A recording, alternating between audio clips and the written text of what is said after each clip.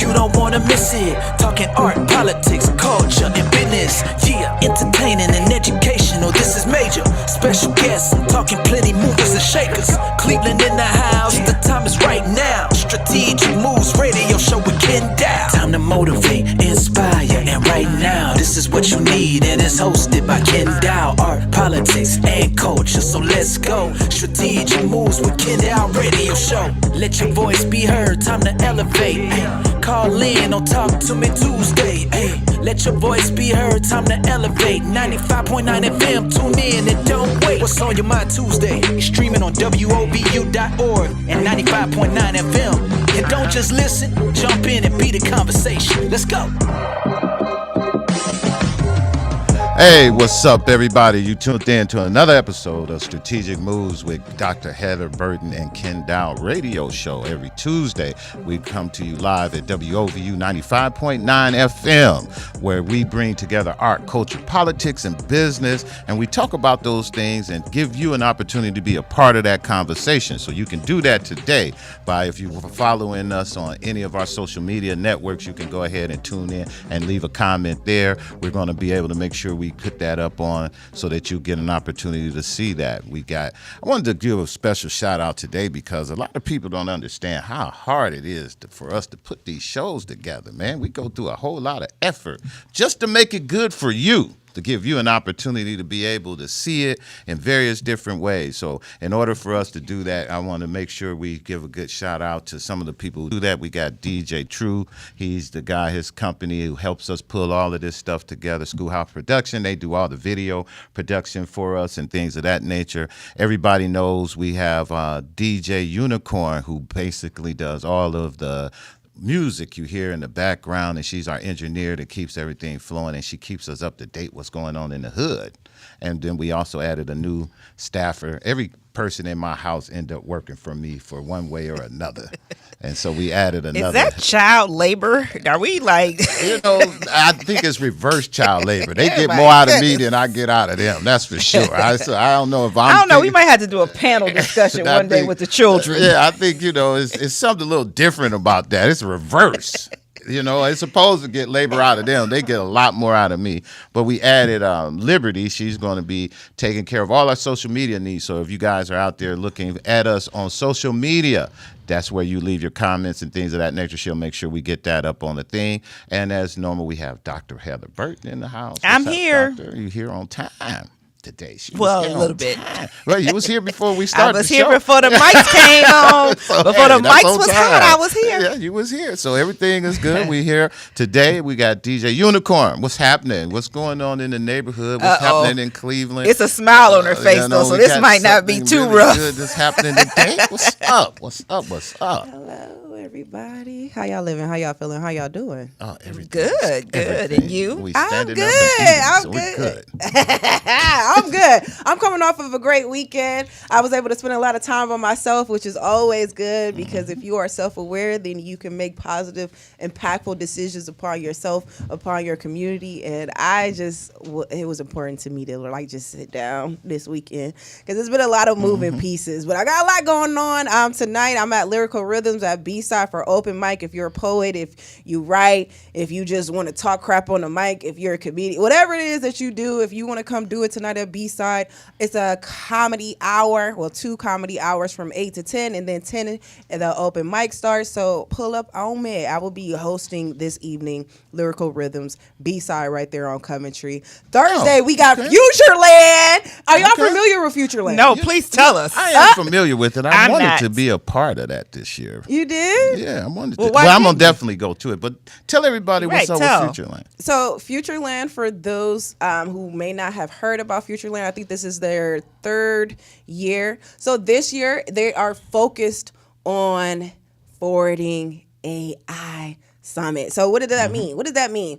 Futureland AI Forward Summit, presented by Google, is a dynamic community power summit designed to position Cleveland as a trailblazer in an inclusive AI innovation. This was something that it was important for the mayor to bring in to the city when he first got elected for his first term, the first go around. So he got with the individuals who is over Futureland. I know a few of them. Shout out to Miss Alicia Ellis. And look, there's going to be a great time. There's going to be a lot of fireside conversations, lots of music. I'll be DJing along with DJ Step 1 as well. He'll be closing out the night. I'll be opening. So, look, it's going to be a great time this Thursday.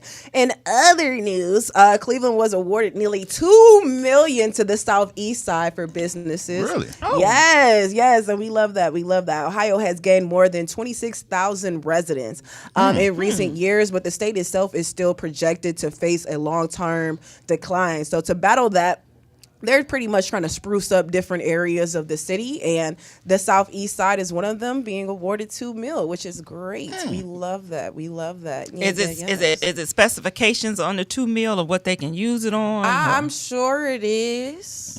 I'm positive it is. I mean, in terms of like what sure. businesses, what types of businesses, what type of economic development. I'm curious. I am too. So once they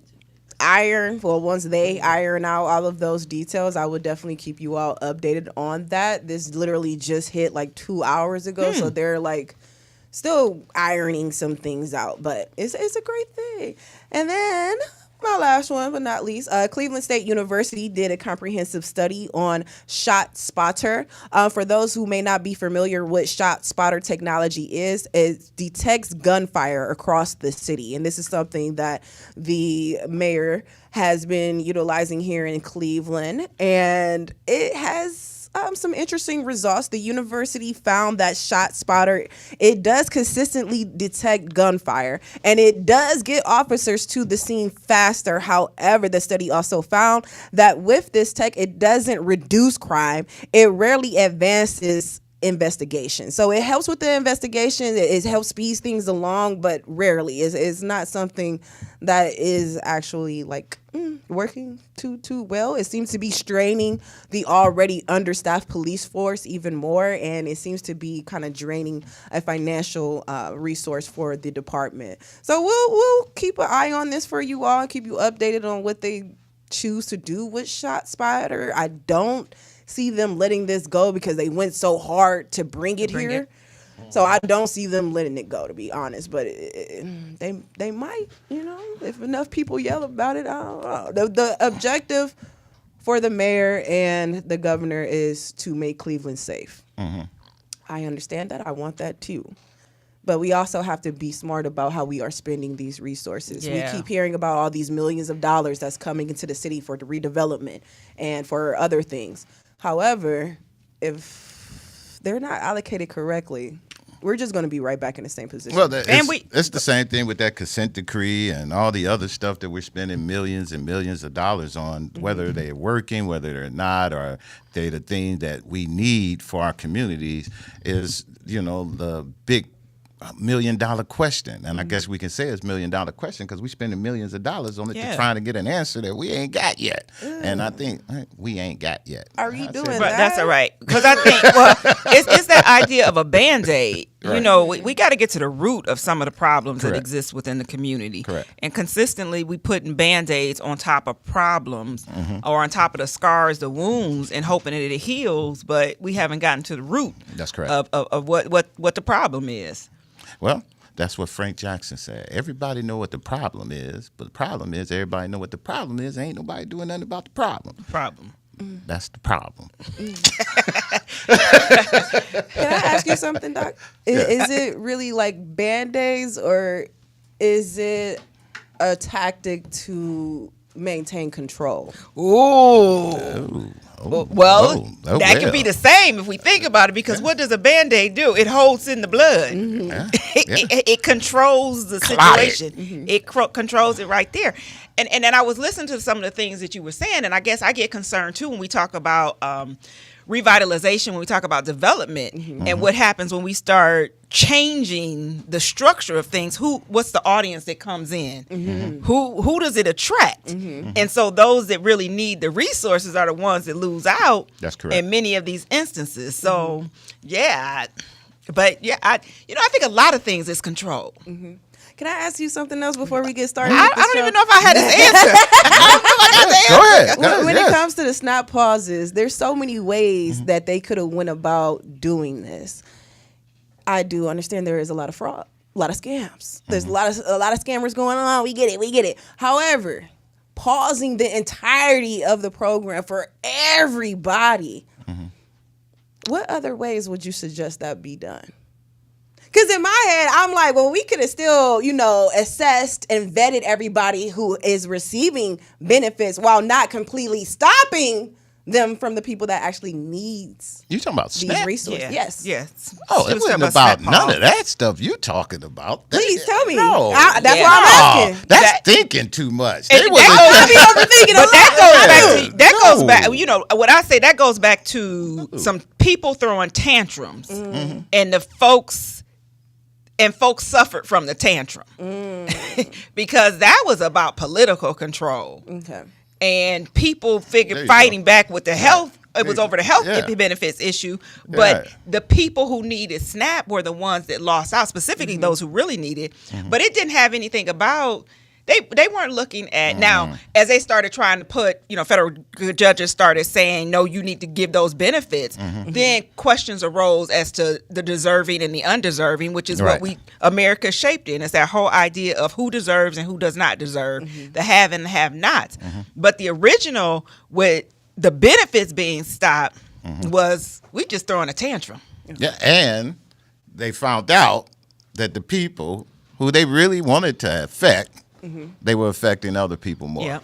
And that's what it for whatever reason, they seem to forget that. But they always comes back to that conclusion. But when they initially set it out, it was all about just really, you guys are not going to be able to give us what we want because of the people you represent are not going to be able to hold to that. And this is who y'all wanted running y'all Yes. country. That's what it was. An immature, unregulated individual who can't. I'm not gonna start. I'm sorry. But I'm what gonna they let y'all found get out started. to that point, and I want to finish that point because what they found out is they want to believe that liberals, which they want to throw everybody in that category, only represent poor people.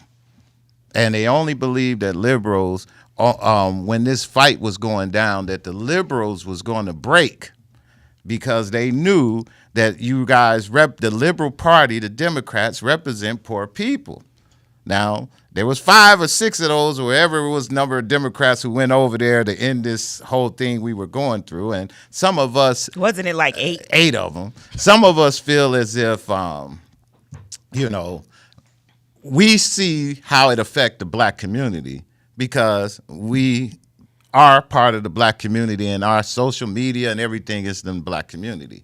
But there was lines in white communities and other places for food bank and for people to eat and all that other stuff as well. So to me, it was working. Democrats had them on the ropes. We had them on the ropes. Yeah, it was hard for black folks, but it's been hard for us all along. Yeah, there was some who really was going to lose it and said what they were going to do, and we're going to go through Walmart. That happens. They doing that anyway. If you let them walk out of there, they're going to walk out of there with anything. That's why you got to check their receipts now. They was doing that before they lost their snaps. So to me, that's what this whole thing was.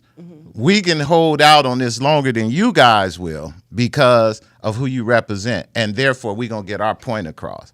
And their whole point was they wanted to pass the bill that they wanted to pass. They want to do Obamacare and get rid of health care and redo health care. The Affordable Care Act. Which, hold on, y'all, and I'm going to tell you what they're going to do. What they're going to do is they're going to give us the same Obamacare, Affordable Care Act, and they're going to throw Donald Trump's name on it. And it's going to be not called if it's Trump left up Care. to him. Oh. Because if it's left up to him, he's trying to give the insurance companies and individuals the responsibility, opportunity to choose their insurance based on your own wants. And so then you pay an insurance company and the government is going to subsidize some of the payment to insurance companies. What that does is let insurance companies now make more money. Trump care. He adds some stuff that people need to be aware of, because when we talk about health insurance and the cost of health insurance, it's ridiculous. And so if you start giving it to the insurance companies and allowing them to, because think about it now.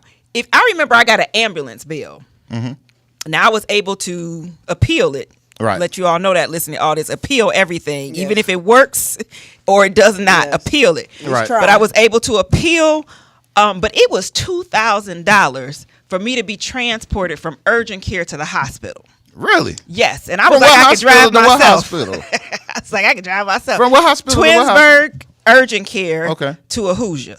Wow. I and thought because I went from Alabama to Chicago. I had shellfish allergies, and because of that, I can't have certain tests done that involve dye, and they needed to look at my lungs, so they had to send me to the hospital, which is why I was able to appeal it. But in that, if you think about, that's what my out-of-pocket expense was, $2,000. Wow. It with insurance companies, they charge even more, so that it can be supplemented. I'm trying to say this right, supplemented, and then your out-of-pocket expense. So it will even be more if we think about it going to the insurance companies to pay, or us making this decision to pick our own insurance companies. That is crazy. So and that's where we headed. For y'all. He's not working for y'all. No, he's not working for anybody unless you're a billionaire. If you are a billionaire and own a company, then he's working for you. I heard somebody even say, I was listening to a podcast earlier today, and just the whole idea, especially like looking at him and this whole representation, like he's supposed to represent Christian values of how do you even, Bubba? Right, how do you even fall into I'm sorry. I did not want to bring that up today. Oh, Bubba. I did it. I don't. Go ahead. How do you even vote for somebody? And this was from a white woman. She said, I looked at that and she said, I'm not even talking about religion. I'm not talking about anything. But if that's somebody who says that they stand in as a follower of Jesus Christ, it's a complete opposite. But yet you want to perpetuate him as a role model for Christianity. Well, he said he wasn't going to heaven. He said it himself. He said it. Out of his mouth. He said it on the airplane. When he on Air Force One standing there. Listen, even the worst of the worst want to at least say, I think I got a chance. This guy admitted that I don't even have a chance. I don't know anybody say, I'm so excited to go to hell. That is insane. That is totally insane. But even Jesus in Matthew 11 had to pause and pray. And so to me, if you say you are a follower of Jesus and you can't even for weeks on end pause and say to yourself, this will affect millions of undeserving Americans that do not deserve this treatment. There's no way you're a follower of Christ. I'm sorry. Well, let me tell you now, since we on to that conversation, if you've been following a lot of network TV and what's happening on the networks now, there's more and more commercials and everything out now about Christianity and trying to get I don't watch. They really are. They're targeting white males mainly, and they're telling young white males why they should be closer to Christianity and closer to it's this whole idea. They had a Jesus sitting on the bench with a whole bunch of kids sitting around talking to him. Was he a white Jesus? Of course. Of course it was white Jesus. But there's this whole idea of reclaiming the family. Right. And so conservative Christians are putting forth this concept of reclaiming the family. And how do you first reclaim the family? By the father, by the male. But in their reclamation of the family, it's the white family. It's the white nuclear family. And so who do I reach out to? I reach out to white males to continue to create white babies and white supremacy within this place. And what's really crazy, if we want to take it a step further, right now in Ohio, I think it's in the Senate, they're trying to pass a law called Olivia's Law. Did y'all hear about that one? No. Wow. So Olivia's Law, or Olivia, I guess is a law, they're trying to implement into public schools, starting as early as the 5th grade, videos and educations on the embryo of a woman when she has a baby, from that step going forward. And they show these videos of what goes down and how it happens. So At the same time where they pushing the Christianity on everyone, which we understand where they at with Christianity, abortions, and everything else, they moved all the education for African Americans and all the other stuff that was in school to talk about anything else, whether it was gay, all that stuff. They pushed all of that out. And now they pushing strong Christianity, and now they were able to get that put into schools as they took everything else out of schools. Well, it takes us back to, and I remember this is, and when Council President Griffin was on, he talked about us starting our careers together. Right. And I remember that I was working with the Cleveland schools, inner and outer ring suburbs, on sex education through the Center for Community Solutions, our youth development team. And there was a big push and argument there. And that's what is making me think is that we are going back. And that was the early 2000s, early 2000s, mid 2000s of this whole abstinence only education, sex education, and what it looked like and what it was about. And that push of, no, we can't talk about the fact that kids are having sex because we need to just push abstinence. And that's what's happening with the whole embryo idea is we're pushing There it is, right. this abstinence. Correct. But it also creates this fear. Correct. And Correct. that's my, That's that correct. has correct. always been my thing is that with the church we often push fear instead of a belief system. And if we believe in Christ and follow Christ, we won't have to fear the other things because we gonna shy away from it. But this fear factor just drives me crazy. And especially putting that in a school. Fifth grade. It starts in the 5th grade. And then they always say, well, that's not going to make them think about sex. Well, actually, it is. Right. It is. Right. I saw that. And after that, the commercial came on with the Jesus sitting on the bench. Well, I know when I just like, drove oh to D.C. God, this here we go. weekend.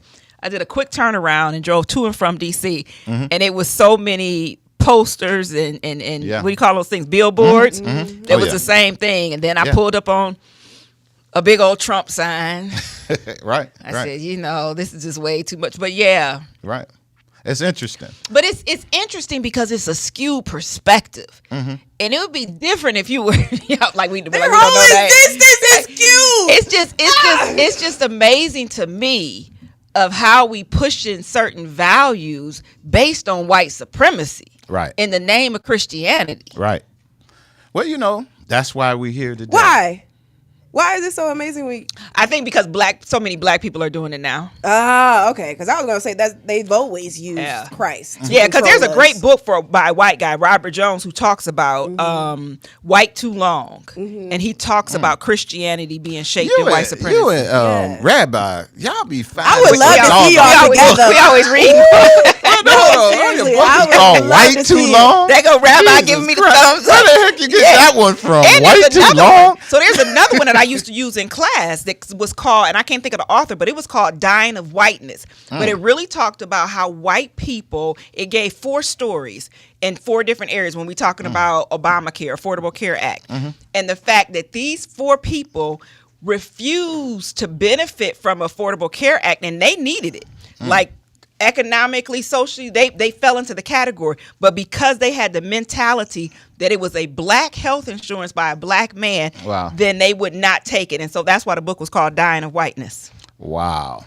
Well, that's you know what? That fits into all of the stuff that we're here to talk about today, because one of the things we're going to talk about today, and we were setting up our whole program today to talk about this voting that took place. And the question that I'm putting out today, and we're going to take a quick break, and when we come back, we're going to get into that, is voting black racist or is it responsible? And we're going to talk a little bit about why I believe that you should be voting black 100% of the time, unless the circumstances just really crazy. So, but most of the time, I believe you should do that, and we're going to talk about that. And me and Dr. Burton are going to break that down using these last elections that just took place in Cleveland and in Cleveland Heights as our tool that we're going to measure all of this by. So when we get right back from this break, we're going to jump right into the conversation. Strategic Moves with Dr. Heather Burton and Kenn Dowell. We'll be right back. Cleveland? What's up, Cleveland? This is your show, your topics, and your voice. Join in for What's on Your Mind Tuesday on 95.9 FM WOVU. Call in or comment on social media.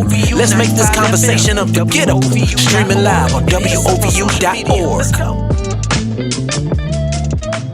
Support for WOVU comes from the Phoebe Foundation, a Cleveland-based nonprofit that offers financial education and digital access programs. Since 2002, the foundation has provided resources for budgeting, credit, and home ownership. Programs include All Things Money and Wired to Work, which features workshops, one-on-one coaching, and youth-focused sessions. For more information, visit phoebefoundation.org.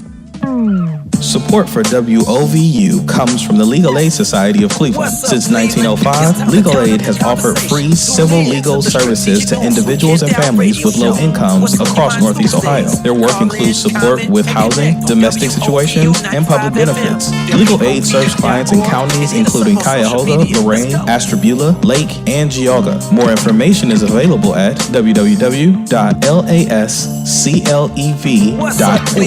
It's time to turn up the conversation. What's up, Cleveland? It's time to turn up the conversation. Tune in to the Strategic Moves with Kenn Dowell Radio Show for What's on Your Mind Tuesdays.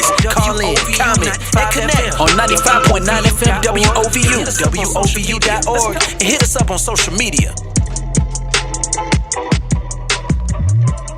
All right. We're back. And you tuned in to Strategic Moves Radio Show with Kenn Dowell and Dr. Heather Burton, and we're here live at WOVU 95.9 FM. If you're tuning in, listening to us, and you're in your car, or you want to catch us live, you can catch us on all our platforms: Facebook, Instagram, YouTube, as well as LinkedIn. We're going live on those channels, and if you got a comment you want to leave, just leave a comment in the chat, and we'll make sure we put the chat up on there, and we'll get your question answered by a doctor or myself, and we'll also leave your comment up, and we'll shout out your comment as well. Also, you can catch us on iHeartRadio, and you can catch us on WOVU.org. Ooh, let me get that right. www.wovu.org, and you can catch us live. What's on W dot? You know, that's some. I was about to say. I thought I was on the podcast. I just had to.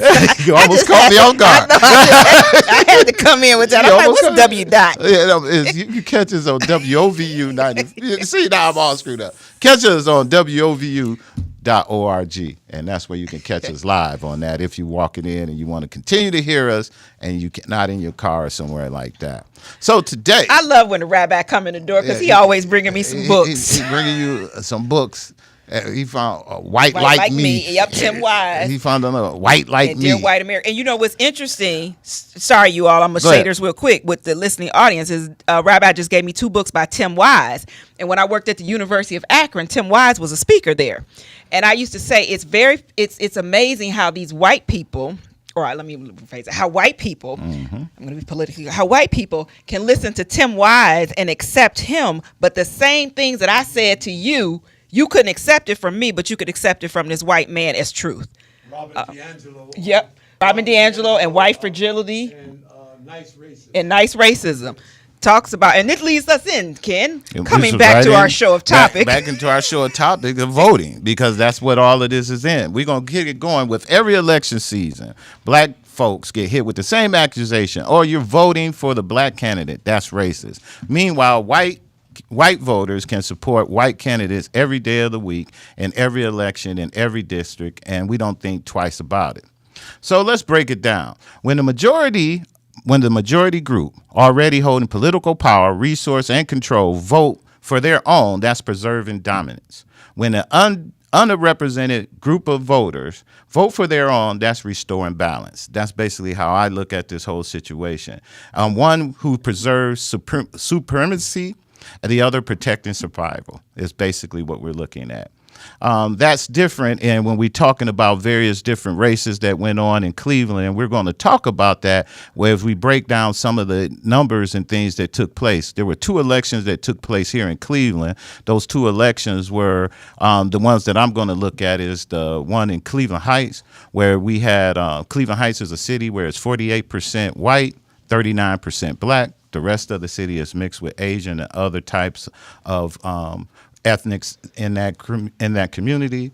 But we had two candidates that was running for that seat. We had a African American woman who was well qualified, well respected in the community, and she was a councilwoman, and she was running up against a white gentleman who's pretty new to the community, moved into the community, set his roots there about 10 years ago and got in there. Meanwhile, the voters showed up for the white candidates and droves. I mean, they had it all together. They were all, looked like it was unified. In some cases, my son gave me he called me and he said, "Dad, I think we're in trouble out here." I said, "Why you say that?" He said, "I think they broke out the unicorn, what do you call it?" He said, "They broke out the horn."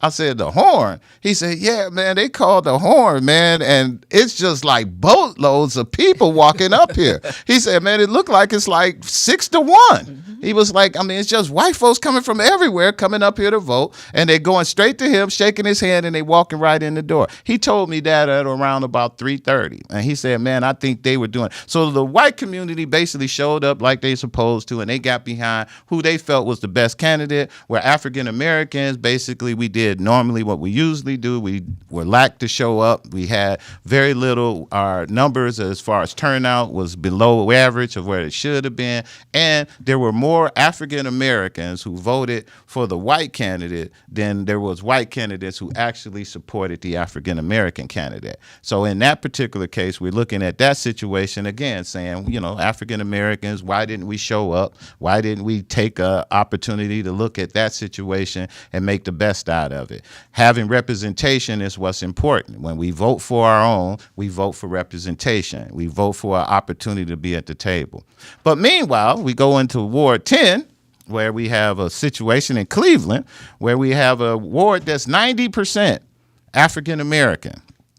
But they ran against a lifelong incumbent, Michael Polisic, who is 67% of the vote, from a young African-American man named Anthony Harrison who was running. Again, we looking at that situation. Why do the majority of black community keep voting themselves out of representation? And one would say, well, Polisic does represent us there, but do we? Because one, he's been in the office for over 50 years, and actually being in that office and not having anyone that's in a position that you can say over 50 years that you believe should be able to take your place and be able to elevate us as a community to move to the next level. But in fact, we take down someone that we had in that position who may have had that opportunity. So again, my question to our community and to everybody is, why do we continue to vote out our interests? Now, one would say there was some other elections that were around nationally that took place. I believe there was a race that was in one of the states. There was an African American woman. She was a MAGA running against a white woman who was running, and the white woman took minority of the vote, and most people supported that. And there's a lot of flack on the internet about people not supporting the African American candidate in that particular race. And why didn't we do that?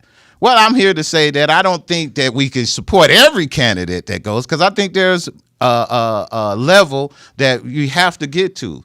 But I do believe in best cases, and when we can, it's always best for us to support the candidate that's African American, so that we can have them be in that. And so, Doctor, the question I want to ask to you, why do you think the community, even the majority, do not consistently support the black candidate? Well, several things. But first, I need to back up, because I need to back up to your title. Is voting black racist? And so I get tired of people using the word racist and racism as it relates to the black community. We've got to specify the definition of racism and stop using that loosely to define what we do within this country. First of all, when we look at racism, and when we look at race, Ta-Nehisi Coates said that race is the child of racism, meaning that racism came first in order to create race. Correct. Racism is about power, control. Black people don't have power and control, so there is no way that they can be racist in any shape, form, action, or behavior. Now, if we want to say, is it discriminatory? Different definition. But we got to stop with this whole accusations of blacks being racist. because we don't have the power, we don't have the control. Therefore, when we look at the definition, and you said it here, when we look at the definition of what racism is, it's about power, it's about control, it's about political power, it's about economic power. We don't possess that. So there's no way, we're not the dominant in anything. No, that's correct. Right, we're not. That's correct. So in order for you to be racist, that's correct. In the theoretical, technological term of racism, you have to have the control and the dominance, and we don't have it. So that's number one. Is voting black racist? No, because voting black, it may be, and I'm not even going to use discriminatory. And then the other thing that I will say before I even get into this question of the why is that not all kinfolk, not all skin folk are kinfolk. There you go. Right. So I don't know if I can agree with this statement, being responsible to vote for all black people because they're running.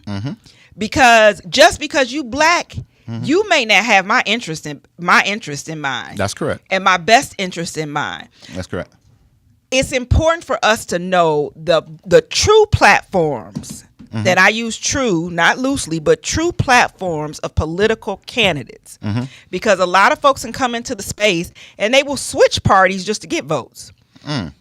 That's correct. They will switch parties just to get votes. They do that all the time. And so what is the true platform of these people? Where do they stand?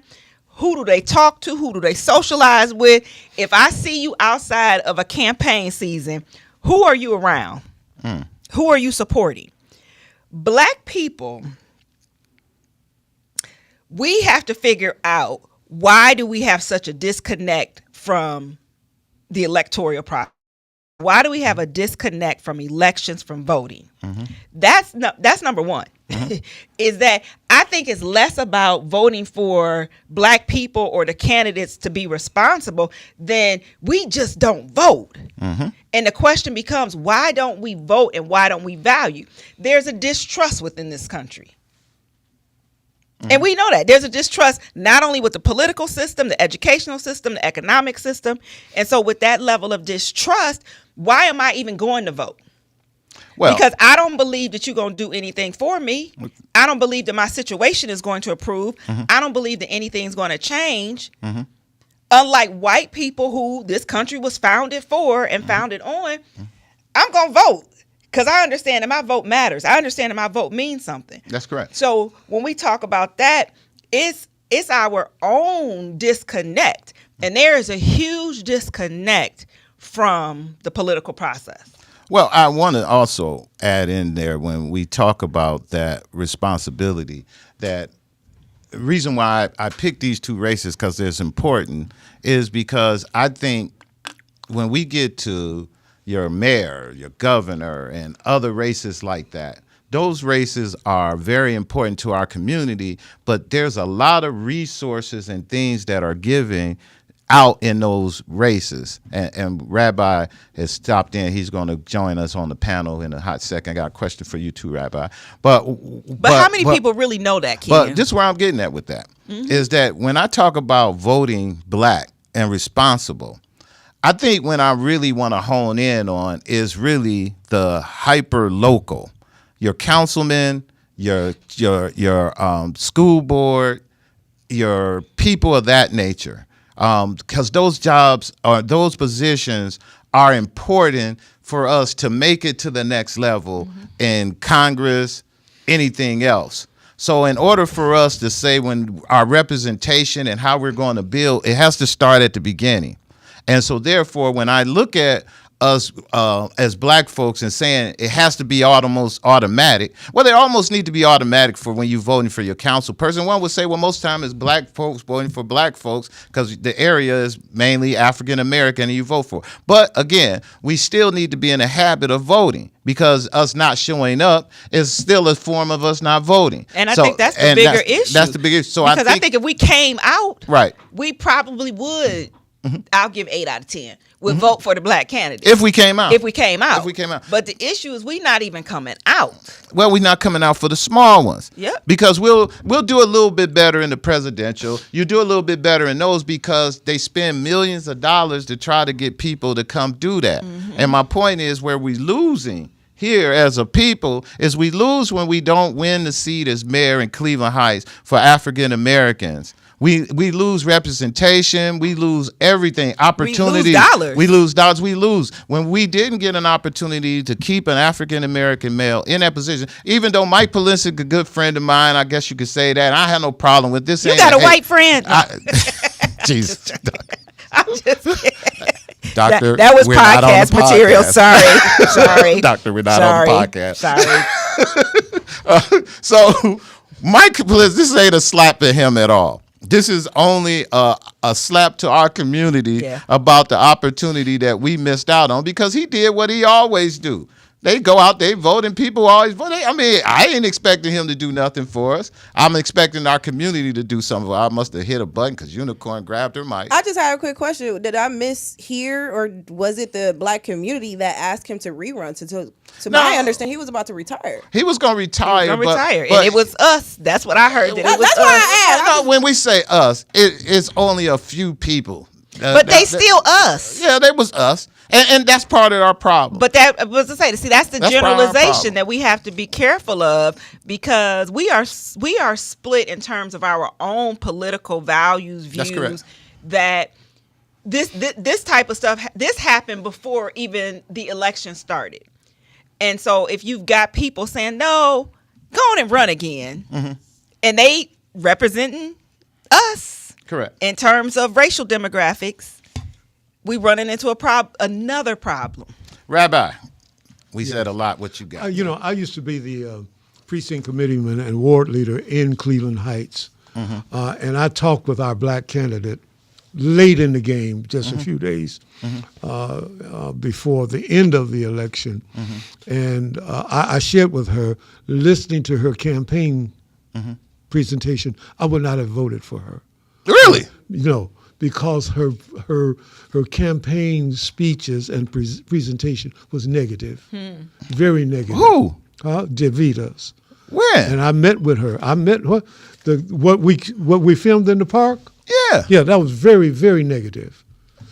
Really? The gist of it was she was going to restore the community. Okay. Here's a community that's on the upswing.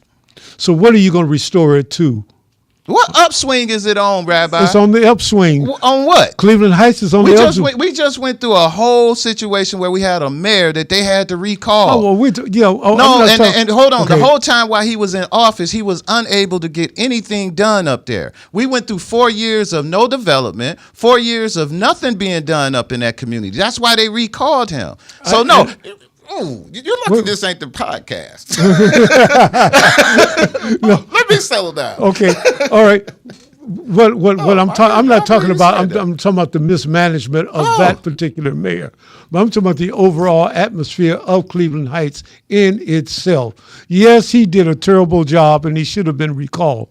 All right, but DeVita was talking about. Had she talked about redeveloping the trust that you had in the office of the mayor, then yes. She and I had a long conversation, a couple-hour conversation, and she said, man, I wish I had met you before, all right, because I recrafted her campaign speech, and she said, I see what you're saying, and I agree with you. This is where I made the mistake. I have to agree to disagree with you, son. Okay. Well, she and I agreed, okay. I can't tell, so that's all I'm going to tell you, because whatever you told her to do, obviously it didn't work, because it was too late. African Americans over in the community didn't vote for her. He said he told her, and then she recrafted, but she said she should have did it earlier. Yes. So no, I believe that wasn't an issue. I believe the issue up there was something totally different, but that's not what I believe happened from your perspective. And you got your right to believe what you want to believe. And then the other piece of it is normally they vote by ethnicity and not party. All right, we vote party and not ethnicity. That's one of the things. And then going back to what you're sharing with us, racism has no cultural, political, or biological. It's not a racial, cultural, or biological construct. It has no place. In fact, it comes from the Italian word razzi, R-A-Z-Z-I. all right, and it's coined by them in about 1541 or so. And we have to change our narrative of how we view things and what we're dealing with. There is only one race on the face of the earth, and that's the human race.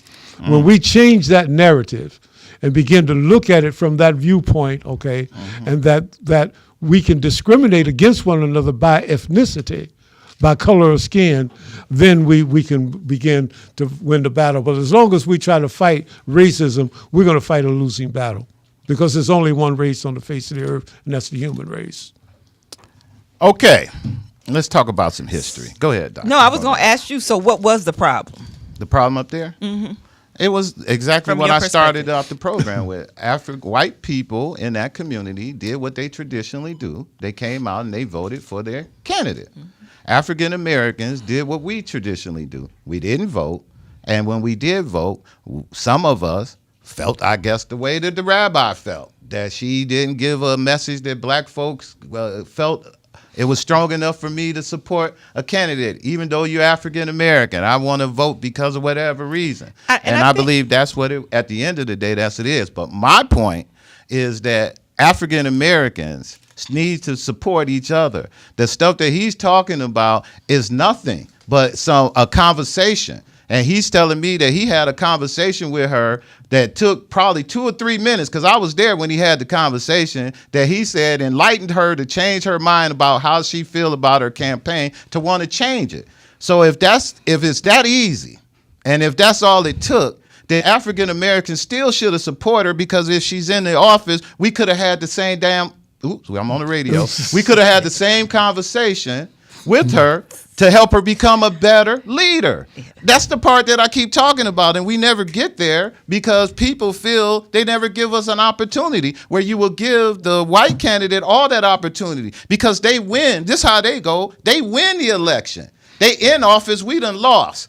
We end up having to go sit down and talk with them anyway to change their perspective, to ask them to don't forget about our community. Can you look out for us for our community? And then they say, okay, I'm going to appoint somebody to be the person who look over minority affairs and this kind of thing. It happens. We change perspectives of people all the time, but we always give them the benefit where we don't give us the benefit. And that's the problem that I have with that. We internalize. I mean, we internalize self-hate very often too. Correct. And we can't negate that. And that we see somebody and we also say, because we've been so conditioned to whiteness, correct, that we say, oh no, I can't vote for that candidate because correct. I don't want anybody to think that I'm voting just because they're black. That's correct. That's correct. So that's a lot of internal and when I say internalized community issues, not just individual. And I keep going back, and we said this earlier, talking about the Band-Aid, the root of the problem. How do we get to solving the issue of people understanding in these local elections how important your voice is? And just like you said, no matter who the candidate is, those 10% that vote, or those 10% that's fighting the issues, we're going to go to the white or black candidate to fight the issues. So in that, why can't we fight the black candidate? That's what I'm trying to say. Yeah. I mean, I agree with you. I don't disagree with you. Doors. Yeah.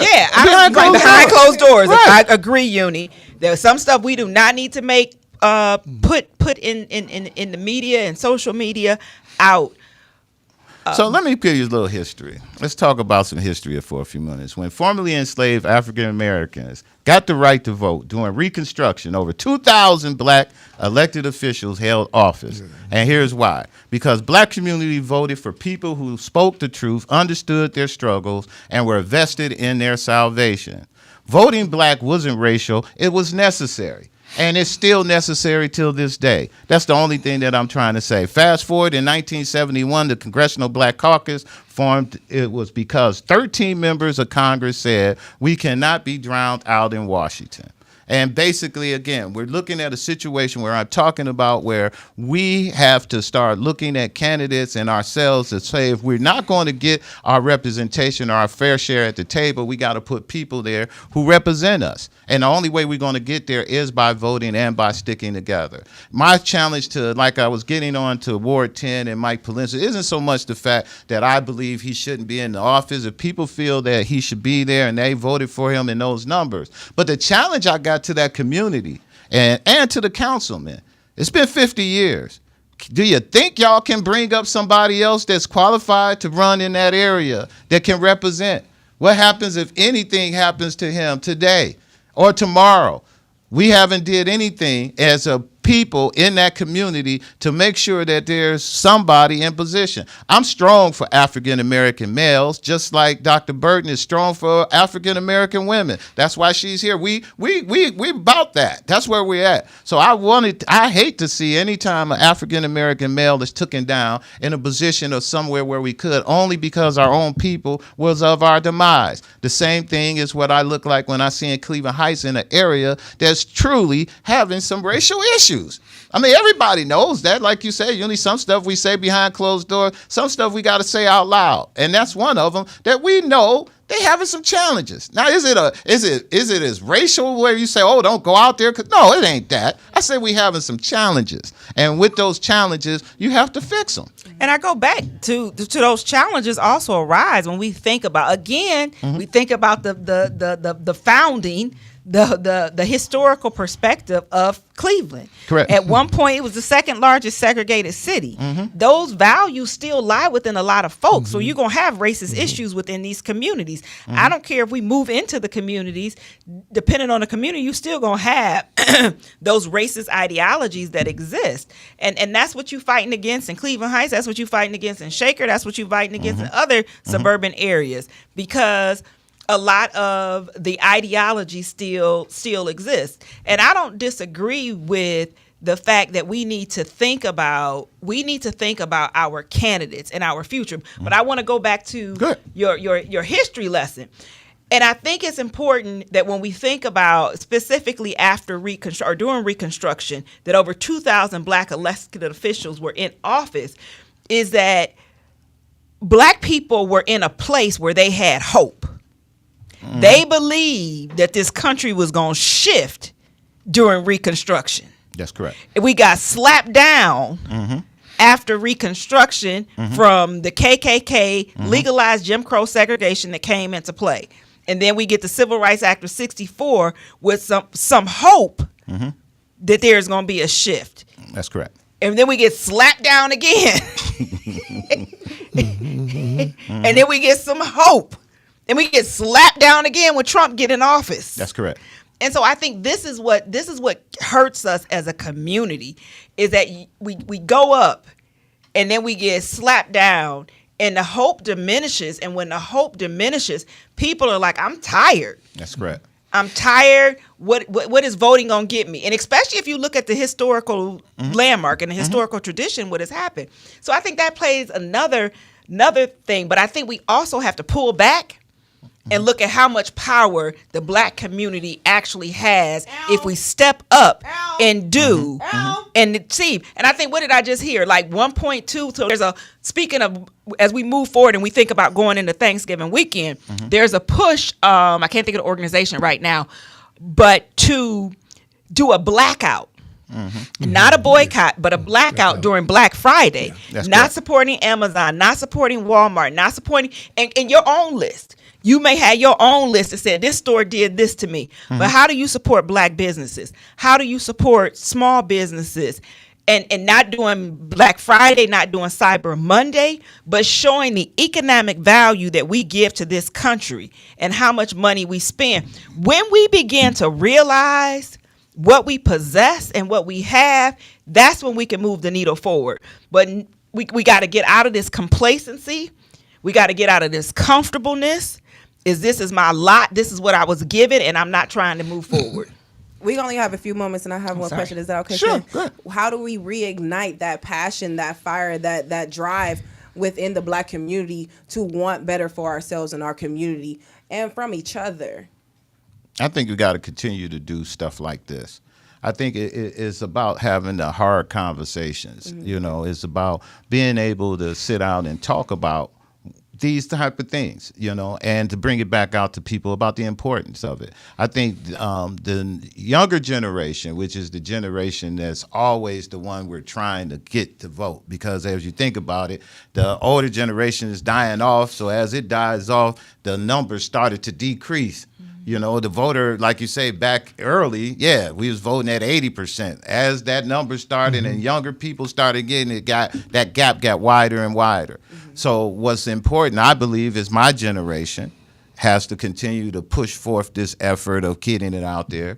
I think it's a lot of still old school politics as it relates to having conversations in small groups, and now with social media, using social media to talk more about this thing, and not so much just about, oh, you should vote, but why it's important, and making them feel like there is some power in it. That's my opinion. Yeah, and I say reigniting. And that's a great question of how do we reignite, and coming from an individual lens of how do we start getting people to see the power that they have as an individual? How do we start educating one by one that? And I'm gonna go Jesus right now. But we start saying that everything that God made was good. And because God made you, you are good. And so when you start thinking about that goodness then leads to some power politically, economically. And you start sitting in a place of complacency, a place of a place lower than what the expectations of you are. I think that we gotta get people, especially us, to recognize the value that we are as people. Yes. That's correct. And as individuals. And I think that's the thing that's the disconnect. I think about everything that's happening. You started the show with talking about the number of shots fired. Is we get into that place because there's no value of life. And when there's no value of life, why should there be a value in voting? And so how do we reformulate that to get people to recognize your life matters and your voice matters? And the responsibility. See, there's another part about this thing that most people has to have, and why I say it was responsible. There's a responsibility that you have to do a lot of things as adults. And I say this, to my kids that, my Kennedy come in every once in a while and fall on the bed and say, I hate being an adult. I don't want to go out there. I'd rather just stay here. Me too, Kennedy. Yeah. But it's a part of adulting. And being a part of what is society put us all out here to do. So I think that's the biggest problem that we have when people are not doing that, is that it's a responsibility. And we're responsible to make sure we vote for people who best represent us. And the only way we're going to do that is by us getting out there to vote. So we're going to be winding down our program today. I want to thank you all for coming in and tuning in. Listen, if you got any events that you want us to make sure you can do that. If you want to leave us a message or anything, you can do that by going to our website or going to leave it at info@astrategicmoves.com, and we will make sure we get your comments and everything brought up. Doc, you got anything to go before we go? All I'm going to say is we got to wrap it up. We are at our time. So have a great week, you all, and we'll see you next Tuesday. Peace.